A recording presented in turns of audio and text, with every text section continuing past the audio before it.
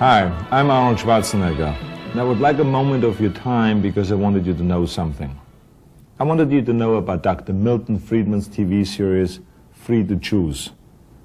I truly believe that the series has changed my life. And when you have such a powerful experience as that, I think you shouldn't keep it to yourself, so I wanted to share it with you. Being free to choose for me means being free to make your own decisions, free to live your own life, pursue your own goals, chase your own rainbow, without the government breathing down on your neck or standing on your shoes. For me, that meant coming here to America, because I came from a socialistic country where the government controls the economy. It's a place where you can hear 18-year-old kids already talking about their pension.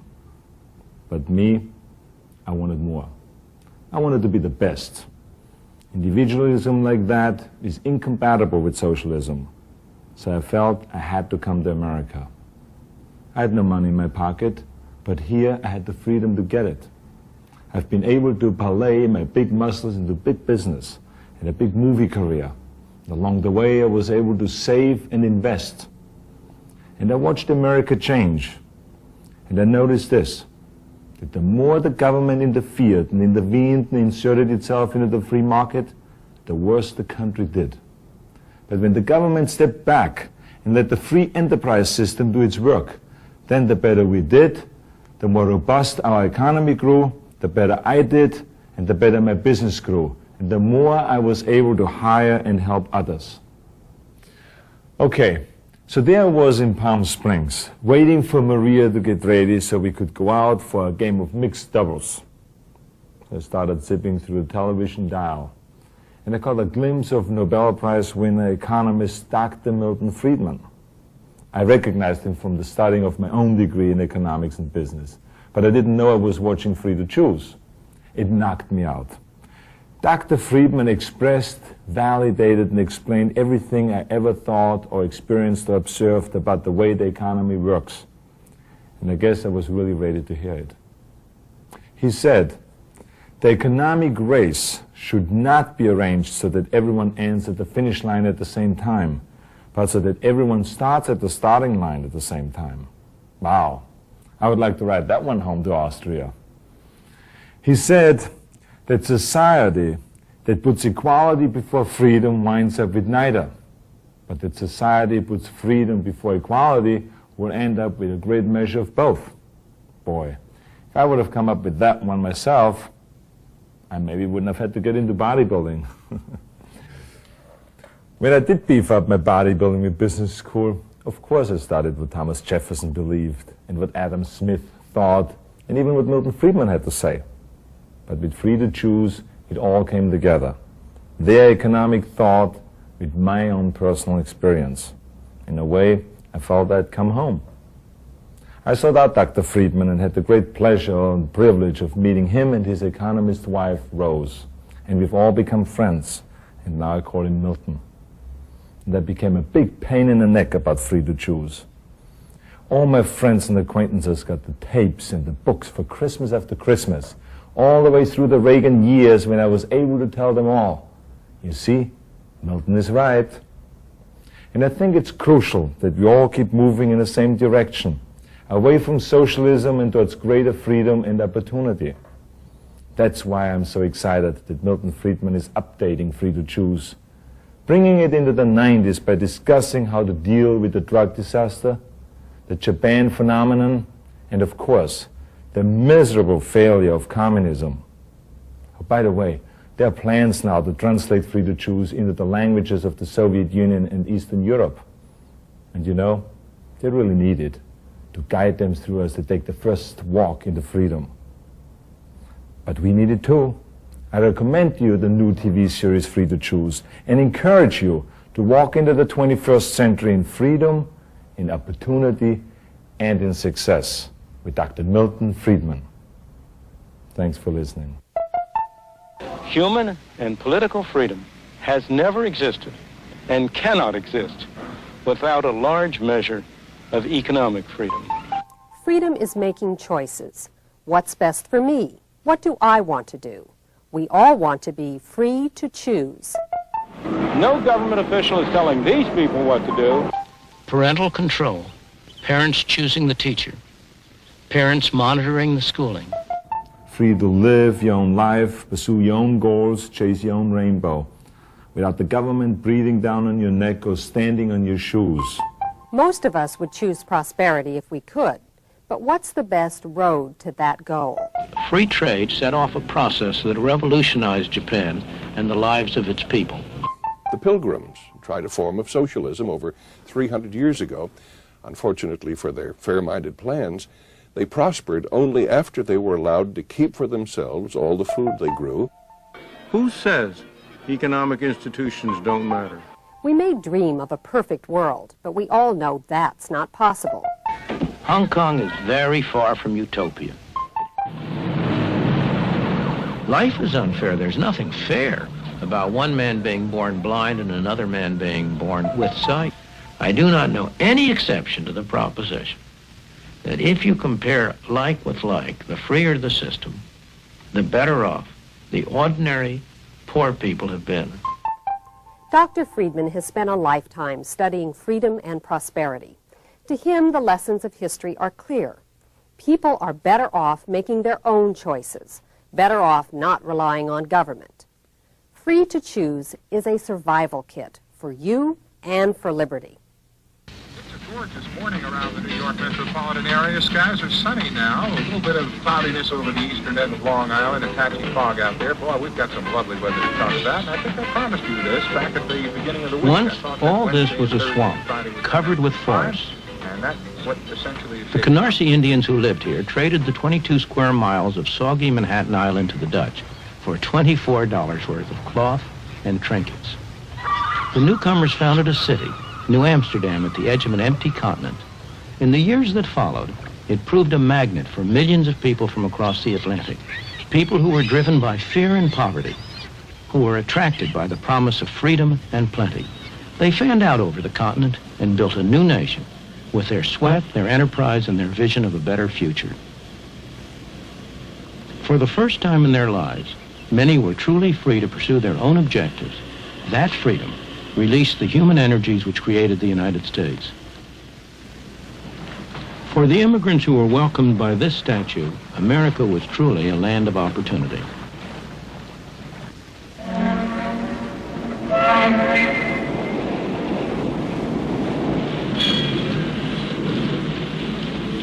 They poured ashore in their best clothes, eager and expectant, carrying what little they owned. They were poor, but they all had a great deal of hope.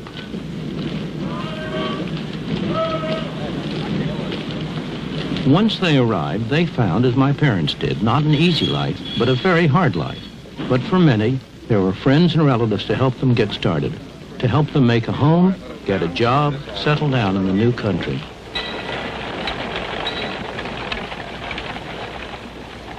There were many rewards for hard work, enterprise, and ability.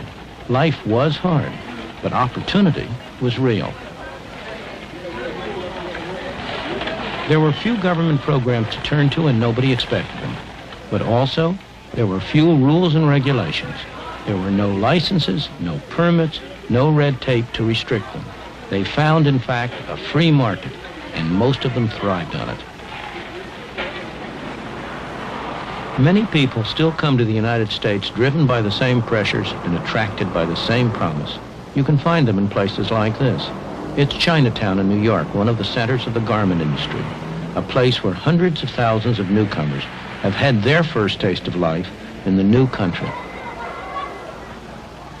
The people who live and work here are like the early settlers. They want to better their lot, and they're prepared to work hard to do so. Although I haven't often been in factories like this, it's all very familiar to me, because this is exactly the same kind of a factory that my mother worked in when she came to this country for the first time at the age of 14, almost 90 years ago. And if there had not been factories like this here then, at which she could have started to work and earned a little money, she wouldn't have been able to come. And if I existed at all, I'd be a Russian or a Hungarian today instead of American. Of course, she didn't stay here a long time. She stayed here while she learned the language. while she developed some feeling for the country, and gradually she was able to make a better life for herself. Similarly, the people who are here now, they are like my mother, mostly immigrants from a distant country. They came here because they liked it here better and had more opportunities. A place like this gives them a chance to get started. They're not going to stay here very long or forever. On the contrary, they and their children will make a better life for themselves as they take advantage of the opportunities that a free market provides to them. The irony is that this place violates many of the standards that we now regard as every worker's right. It's poorly ventilated, it's overcrowded, the workers accept less than the union rate. It breaks every rule in the book. But if it were closed down, who would benefit? Certainly not the people here. Their life may seem pretty tough compared to our own, but that's only because our parents or grandparents went through that stage for us. We've been able to start at a higher point.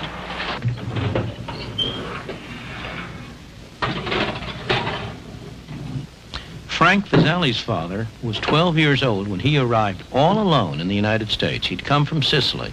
That was 53 years ago.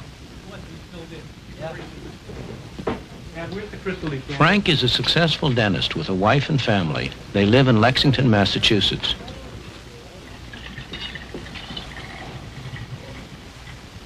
Fine, one bottle fills the whole decanter. There's no doubt in Frank's mind what freedom combined with opportunity meant to his father, and then to him, or what his Italian grandparents would think if they could see how he lives now. They would not believe what they would see, that a person could immigrate from a small island and make such success out of their life, because to them they were mostly related to the fields, working in the field as a peasant. My father came over, he made something for himself, and then he tried to build a family structure. Whatever he did was for his family.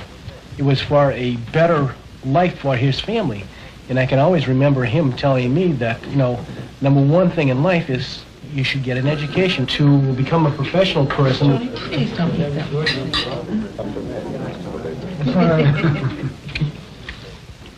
The Visalli family, like all of us who live in the United States today, owe much to the climate of freedom we inherited from the founders of our country. A climate that gave full scope to the poor from other lands who came here and were able to make better lives for themselves and their children. You girls gonna have this? Yeah. You, Chris? I know you don't want the whipped cream. But in the past 50 years, we've been squandering that inheritance by allowing government to control more and more of our lives instead of relying on ourselves. We need to rediscover the old truths that the immigrants knew in their bones, what economic freedom is and the role it plays in preserving personal freedom.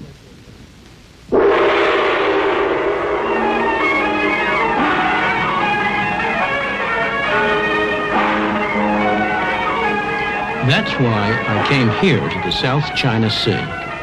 It's a place where there's an almost laboratory experiment in what happens when government is limited to its proper function and leaves people free to pursue their own objectives.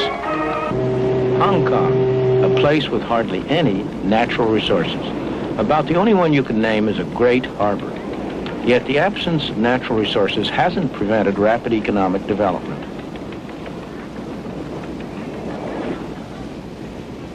Ships from all nations come here to trade because there are no duties, no tariffs on imports or exports.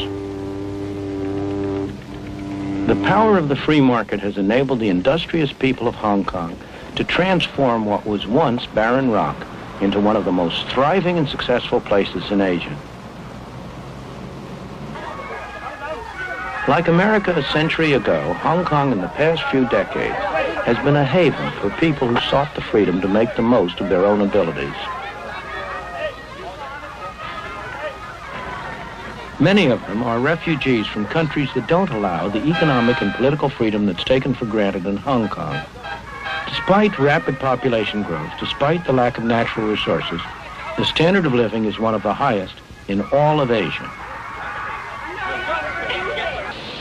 People work hard, but Hong Kong's success is not based on the exploitation of workers. Wages in Hong Kong have gone up fourfold since the war, and that's after allowing for inflation. The workers are free to work what hours they choose, free to move to other jobs if they wish. The market gives them that choice. You can be sure that somebody somewhere is willing to pay for these cheap plastic toys. Otherwise, they simply wouldn't be made.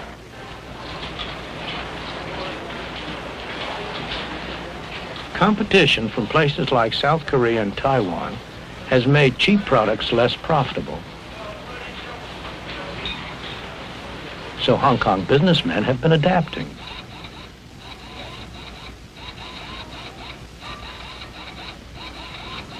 They've been developing more sophisticated products and new technology that can match anything in the West or East. And their employees have been developing new skills.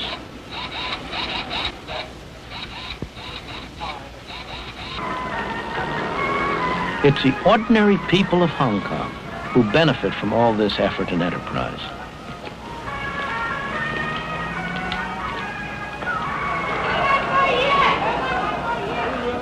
This thriving, bustling, dynamic city has been made possible by the free market. Indeed, the freest market in the world. The free market enables people to go into any industry they want, to trade with whomever they want, to buy in the cheapest market around the world, to sell in the dearest market around the world. But, most important of all, if they fail, they bear the cost. If they succeed, they get the benefit. And it's that atmosphere of incentive that has induced them to work, to adjust, to save, to produce a miracle. This miracle hasn't been achieved by government action, by someone sitting in one of those tall buildings telling people what to do. It's been achieved by allowing the market to work.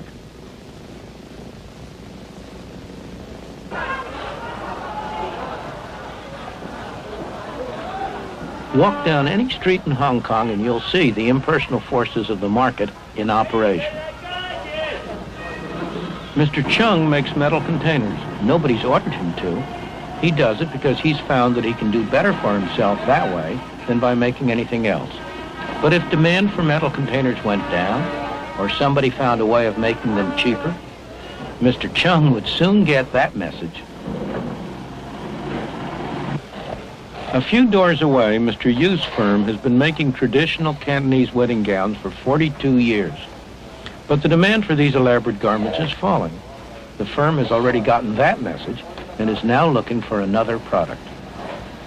The market tells producers not only what to produce, but how best to produce it through another set of prices. The cost of materials, the wages of labor, and so on.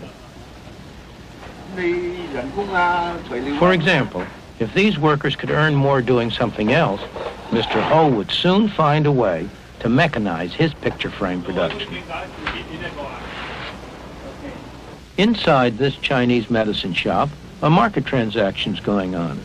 The customer's confidence that this painful-looking ordeal will help him doesn't rest on any official certification of the bone doctor's qualifications.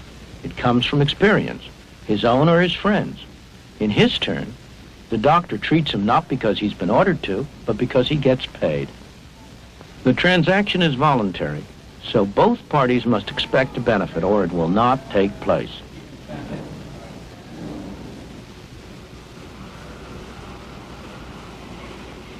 Believe it or not, this backyard is the entrance to a factory.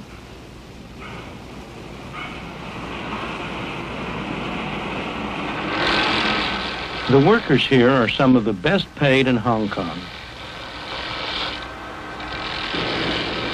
It's hot, sticky, and extremely noisy.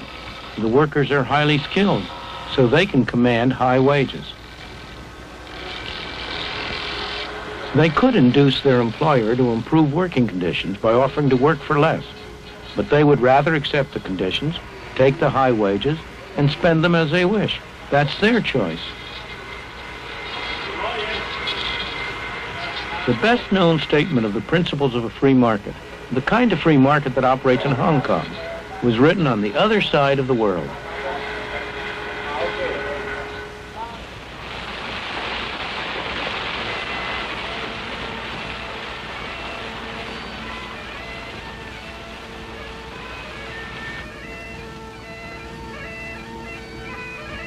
200 years ago in Scotland, Adam Smith taught at the University of Glasgow. His brilliant book, The Wealth of Nations, was based on the lectures he gave here. The basic principles underlying the free market, as Adam Smith taught them to his students in this university, are really very simple. Look at this lead pencil. There's not a single person in the world who could make this pencil. Remarkable statement? Not at all. The wood from which it's made, for all I know, comes from a tree that was cut down in the state of Washington. To cut down that tree, it took a saw. To make the saw, it took steel. To make the steel, it took iron ore. This black center, we call it lead, but it's really graphite, compressed graphite. I'm not sure where it comes from, but I think it comes from some mines in South America. This red top up here, the eraser, bit of rubber, probably comes from Malaya, where the rubber tree isn't even native. It was imported from South America by some businessmen with the help of the British government. This brass ferrule, I haven't the slightest idea where it came from, or the yellow paint, or the paint that made the black lines, or the glue that holds it together. Literally thousands of people cooperated to make this pencil. People who don't speak the same language, who practice different religions, who might hate one another if they ever met. When you go down to the store and buy this pencil, you are in effect trading a few minutes of your time for a few seconds of the time of all those thousands of people. What brought them together and induced them to cooperate to make this pencil? There was no commissar sending out orders from some central office. It was a magic of the price system, the impersonal operation of prices that brought them together and got them to cooperate to make this pencil so that you could have it for a trifling sum. That is why the operation of the free market is so essential, not only to promote productive efficiency, but even more to foster harmony and peace among the peoples of the world. These people are crossing between two very different societies. This is Lo Wu, the official border crossing point between China and Hong Kong. On this side of the border, people are free not only in the marketplace, but in all their lives. They are free to say what they want, to write what they want, to do pretty much as they please. Not so over there. That is why people in China who cannot get permission to leave go to desperate lengths to escape. They risk their lives in the process. Many lose their lives, but that doesn't keep others from following. Some are attracted by the higher material standard of life in Hong Kong, but more by the natural human desire to be free. The people who get official permission to leave China are fortunate. They're going to be able to enjoy the benefits of the economic freedom they'll find in Hong Kong. But more important, that will give them a much wider freedom. Human and political freedom has never existed and cannot exist without a large measure of economic freedom. Those of us who have been so fortunate as to have been born in a free society tend to take freedom for granted, to regard it as a natural state of mankind. It is not. It is a rare and precious thing. Most people throughout history, most people today, have lived in conditions of tyranny and misery, not of freedom and prosperity. The clearest demonstration of how much people value freedom is the way they vote with their feet when they have no other way to vote. Hong Kong is very far from utopia. It has its slums, its crime, its desperately poor people.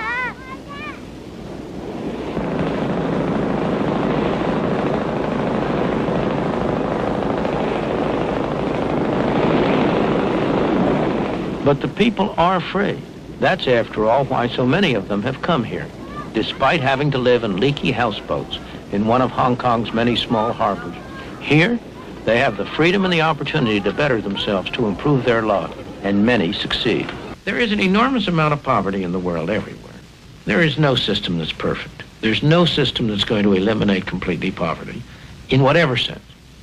The question is, which system has the greatest chance? Which is the best arrangement for enabling poor people to improve their lot? And on that, the evidence of history speaks with a single voice. I do not know any exception to the proposition that if you compare like with like, the freer the system, the better off the ordinary poor people have been. Ask yourself what it is that assures these garment workers in Hong Kong a good wage. Not high by Western standards, but high enough to enable them to live far better than most people in the world. It's not government or trade unions that do it. These workers do well because there's competition for their labor and skills.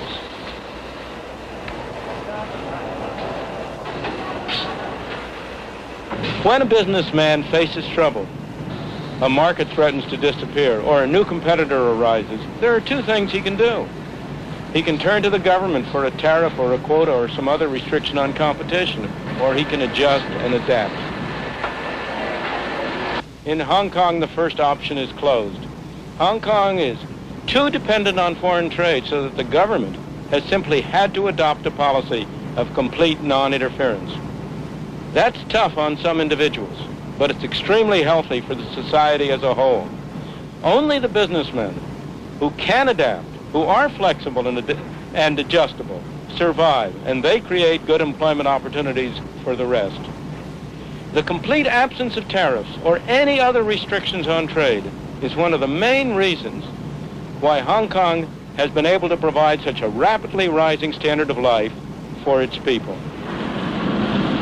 In all this, the government of Hong Kong has played an important part, not only by what it has done, but as much by what it has refrained from doing. It has made sure that laws are enforced and contracts honored. It has provided the conditions in which a free market can work. Most importantly, it has not tried to direct the economic activities of the colony.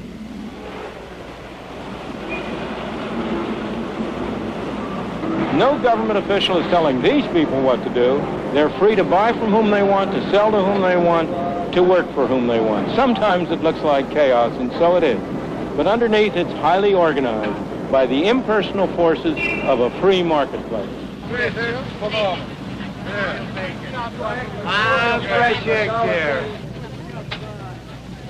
The impersonal forces of a free marketplace at work, back here in the United States. Hey, two broccoli, $1.25. Prices are the key. The prices that people are willing to pay for products determines what's produced. The prices that have to be paid for raw materials, for the wages of labor and so on, determine the cheapest way to produce these things. And in addition, these self-same prices, the wages of labor, the interest on capital and so on, determine how much each person has to spend on the market. It's tempting to try to separate this final function of prices from the other two. To think that somehow or other you can use prices to transmit the information about what should be produced and how it should be produced without using those prices to determine how much each person gets. Indeed, government activity over the past few decades has been devoted to little else. But that's a very serious mistake. If what people get is not going to be determined on what they produce, on how they produce it, on how successfully they work, what incentive is there for them to act in accordance with the information that's transmitted? There's only one alternative: force. Some people telling other people what to do. Nice? Oh, boy, look what I got. Real good tomato. Real nice. Hey, come on, try one of those tomatoes. You don't eat home anymore. Have free lunch over here. You eat for nothing over here. Go ahead, eat. We don't charge you. Have a free lunch. I know, I'm going to. That's right. Free lunch. Free lunch. The fundamental principle of a free society is voluntary cooperation. The economic market, buying and selling, is one example, but it's only one example. Voluntary cooperation is far broader than that. To take an example that at first sight seems about as far away as you can get, the language we speak. the words we use, the complex structure of our grammar. No government bureau designed that. It arose out of the voluntary interactions of people seeking to communicate with one another. Or consider some of the great scientific achievements of our time, the discoveries of an Einstein or a Newton, the inventions of a Thomas Alva Edison or an Alexander Graham Bell, or even consider the great charitable activities of a Florence Nightingale or an Andrew Carnegie. These weren't done under orders from a government office. They were done by individuals deeply interested in what they were doing, pursuing their own interests and cooperating with one another. This kind of voluntary cooperation is built so deeply into the structure of our society that we tend to take it for granted. Yet the whole of our Western civilization is the unintended consequence of that kind of a voluntary cooperation, of people cooperating with one another to pursue their own interests, yet in the process building a great society.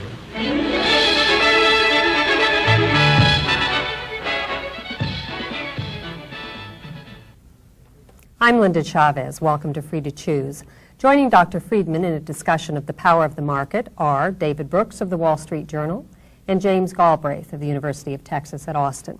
Dr. Galbraith, should we follow the example of Hong Kong and simply allow an unregulated free market? I think we do better in this country with the combination of a free market and its advantages and a well-regulated, carefully thought-out structure of government, which provides a chance to pick up some of the losers from the market process and give them a second start, provides us with a chance to make the economic process a little safer, a little healthier, a little more environmentally sound and protective than you might get from a strict adherence to the free market such as Professor Friedman has described in the case of Hong Kong. Dr. Friedman, is there any such thing as a well-regulated market? No. He's begging the question. Obviously, he's right. If you could have a well-regulated, carefully thought-out, properly done market, benevolent dictatorship is the best of all forms of government. Oh, I don't agree with that at all. Neither do Constitutional I. Constitutional democracy is the best of all forms of government. No, constitutional democracy is the least bad of all forms of government. But you beg all the questions when you talk about well-regulated, carefully thought out. If you look at the actual programs that government follows, they almost always have effects that are the opposite of those that were intended by their well-meaning advocates. Let me tell you what troubles me. I'll tell you something. Matching the invisible hand of government is the invisible hand of the market is the invisible foot of government. You make the point in the program that in every case where you have a smaller role of government, the freer market, you have a higher standard of living. The same point. I didn't say that. At the same. I didn't say that. I said you have better conditions for the poorer people. Better conditions. Okay, better conditions for the poor people. Fine, I'll accept that. At the same time, you're making the argument in the program that the conditions in Hong Kong are better, for example, than they are in the United States, which is manifestly not true. I mean, we do have. You are making the argument. You're making the argument that Hong Kong is more free than we are. It is more free. Does it then follow that the conditions for poor people in Hong Kong are better than they are in the United States? We have to. That I don't believe to be true. I said in there where you compare like with like. Well, okay. Well, this is an important qualification, which isn't clear in the program. Obviously, started out from a much lower position. If I were to compare Hong Kong conditions in Hong Kong in 1945 or 1950 with conditions in the United States in 1820. 1830, you'd have a much closer comparison. But are you then saying, a position which I would find much more congenial, that where you have a country which has developed a base of material wealth, a degree of comfort for the average citizen, that it is then legitimate for the government of that country to step in and provide some guarantees and some security for poor people and old people and sick people? I'm not saying that at all. But why not? I mean, what's wrong with that as a Because every time they step in to position? try to do that, they end up doing the opposite. Well, this discussion takes up or reflects a feature of the program that I found to be most troubling, which is a failure to make a distinction between governments of the kind that we have developed in this country over 200 years and governments of the kind that you described in the People's Republic of China.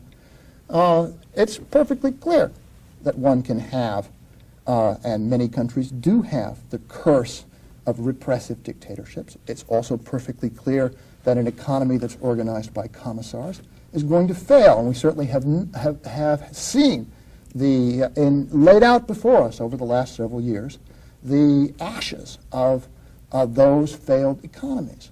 But is it possible to take the example of the Soviet Union, of Poland, of Hungary, and to say because their governments, which were after all dictatorships modeled after the system of government installed in the Soviet Union by Stalin, are in fact parallel to the actions of our government, which is a government which operates on many different federal levels, and where fundamentally what you have is the ability of the ordinary citizen whose power is not weighted by the amount of money he has or she has to use the vote in order to make some collective decisions. Now, granted, there are 3,400 pages in the Clean Air Act. What is a citizen in there? Granted, after 10 years of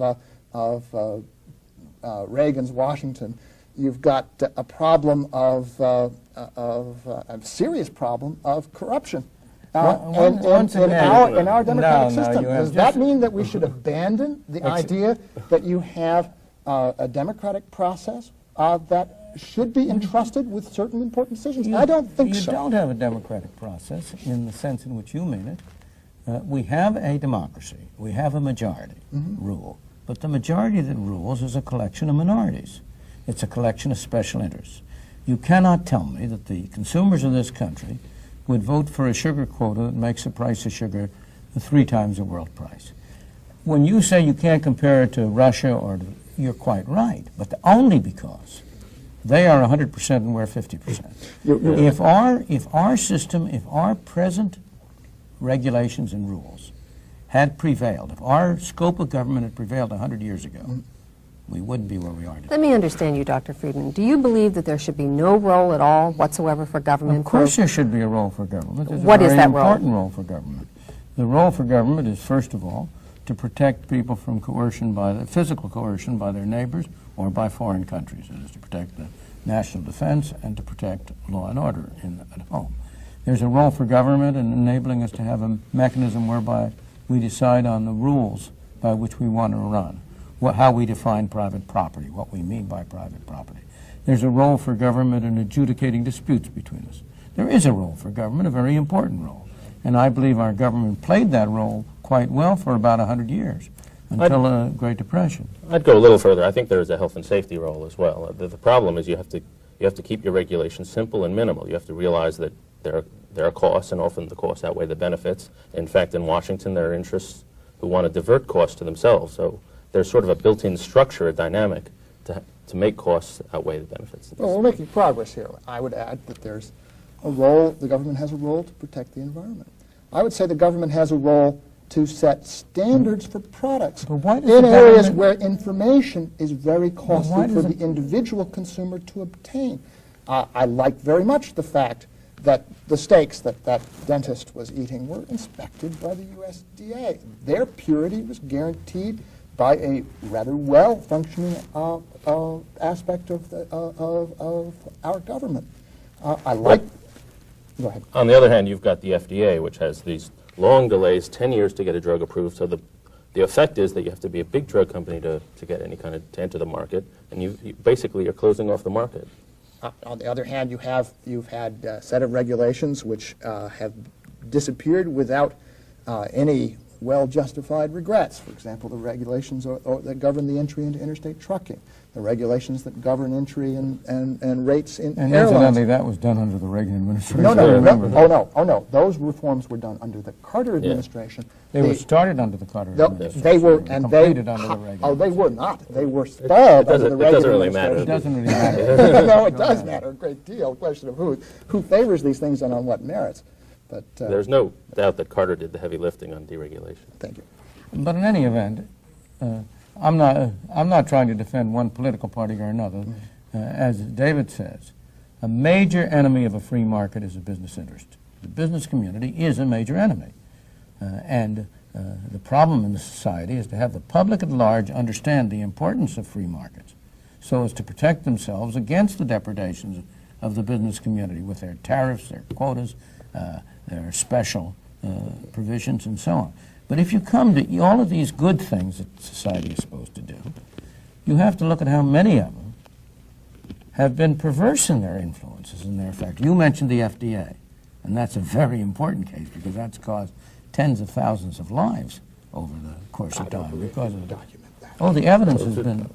Go ahead. I mean, you can start with the AIDS virus, where the FDA tries again. Recently, there have been reforms, but they were very slow to let people, even people who knew they were going to die and were going to die without any drug, to try experimental drugs.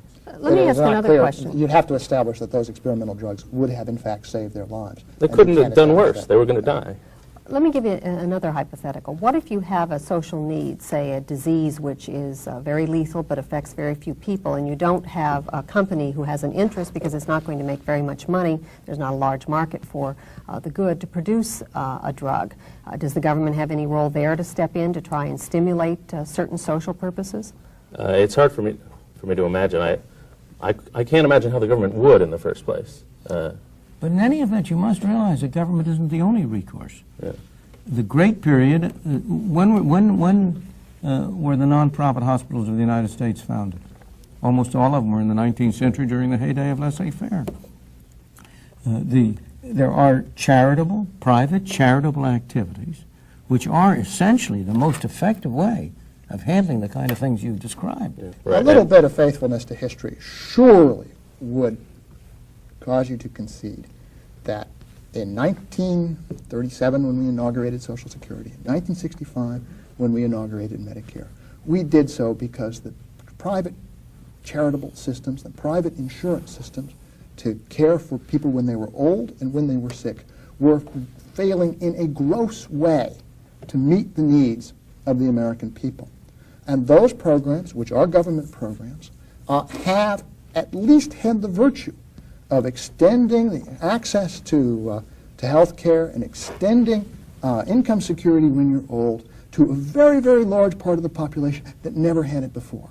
And I would argue to you that in addition to the regulatory functions and the judicial functions that we certainly agree on, that there is in a rich society which can afford to take care of people who fall out of the market process, who aren't lucky or gifted or fortunate in their economic lives, to take care of those people when they are old and when they're sick. But what about the extent to which the same society that you described, the same logic that you described, makes them poor? What about the minimum wage, which prevents many people from getting employment? What about the rent controls, which destroy housing in the cities? And you're trying to look at... I'm beginning to switch over. You can point to the minimum wage, which everybody agrees increases unemployment among the poor, especially. But what about the environment?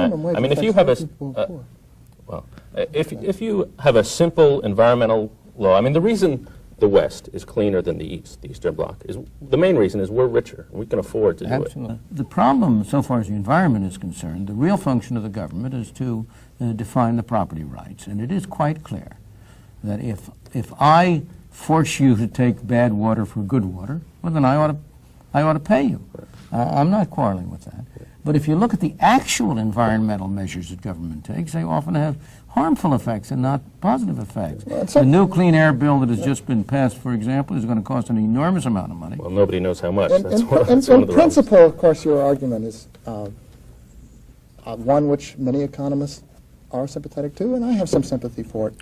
But the technical facts of environmental control are such that it is often very, very costly to define the property rights in a way in which you can generate an efficiently functioning market. That is why you don't have a privately organized market. The information cost of those transactions is extremely high. So in some cases, what you want to have the government do is say, if there is mercury in the water, you find out who's putting it in and you shut the water. But let's look at what the government... That's a reasonable way to proceed because The alternative is extremely costly. But let's look at what the government actually does.